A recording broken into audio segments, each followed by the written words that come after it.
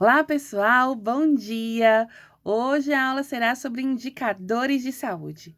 E quando nós falamos de indicadores de saúde, vocês dizem, professora, eu, como técnico de enfermagem, eu tenho que fazer aquelas contas matemáticas mirabolantes para poder fazer um indicador de saúde? Como assim? Bom, a principal função de vocês é conseguir participar da coleta de dados, da alimentação do sistema de uma forma bem precisa, para que a pesquisa e o levantamento desses indicadores eles aconteçam. Mas antes da gente começar a falar sobre isso, vamos entender como que funciona essa questão de indicador de saúde.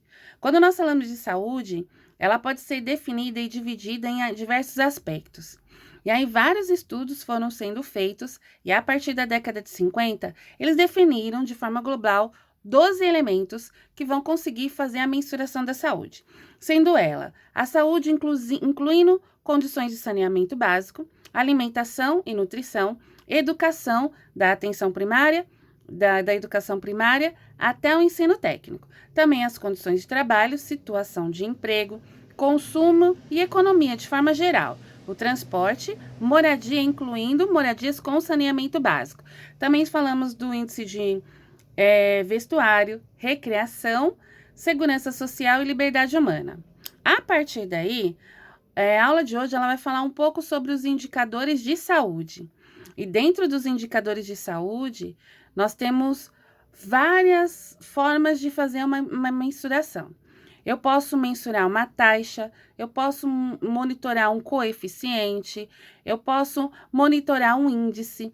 Então, existem várias formas da gente fazer esse levantamento. Como técnico de enfermagem, o que eu preciso saber sobre indicadores de saúde? Então, esse é o embasamento da aula de hoje. Os indicadores de saúde não é uma coisa fácil, né? Eu preciso de alguém liderando esse tipo de pesquisa.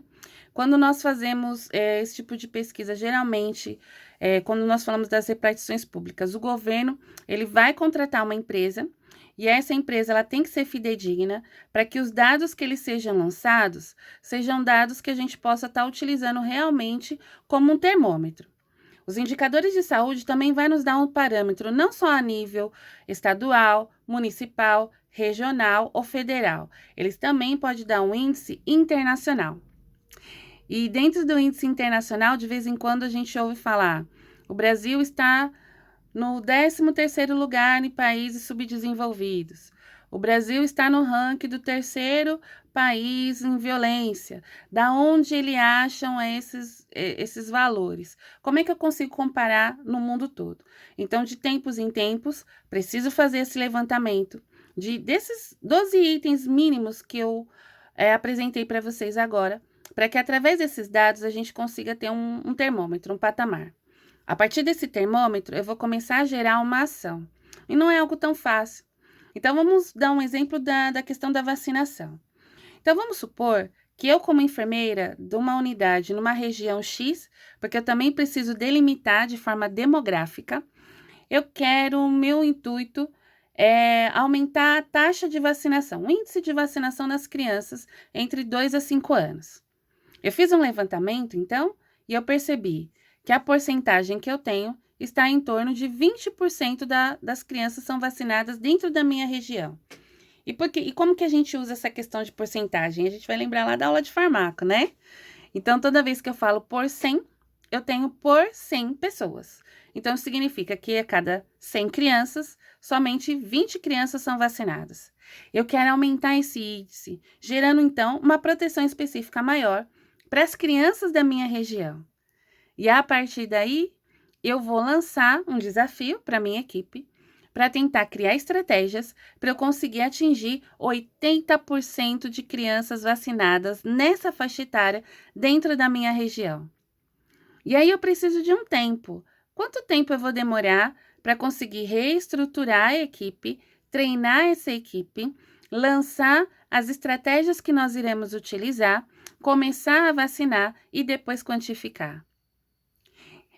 Então, ele é um índice que, se eu não faço uma delimitação dele bem precisa, ele é um índice que ele pode me dar um equívoco. Eu vou dar um exemplo bem simples. Se na minha UTI eu tenho 4 pacientes, que é o meu total de 100%, certo? um paciente foi a óbito, quando eu levanto essa estatística, eu tenho 25% de óbito na UTI. Então, na nossa cabeça, 25%, nossa, uma taxa uau. Mas se eu falar, ó, 25 mais 25 dão 50, mais 25, 75, mais 25 são 100%. Então, desse montante de 4, que é o meu valor total de clientes internados, um foi a óbito, me dando em porcentagem, 25% de óbitos naquele local. Dependendo do tempo que eu faço essa contagem de amostragem, eu posso ter um índice muito alto. Então, vou dar outro exemplo. Quando nós falamos da época do inverno, muitos idosos e pessoas que têm problemas respiratórios já estabelecidos, eles acabam piorando e podem até desenvolver uma internação, quadro de pneumonia, um broncoespasmo severo. E eles podem ser intubados. Então, às vezes é meio difícil falar que a taxa de intubação nos pacientes no hospital cresceu em torno de 75%, porque eu estou numa época sazonal. Então, não é tão fácil assim a gente criar os indicadores de saúde. E a aula de hoje, ela está embasada para que você conheça um pouco das ferramentas utilizadas para que se faça esse levantamento dos indicadores de saúde.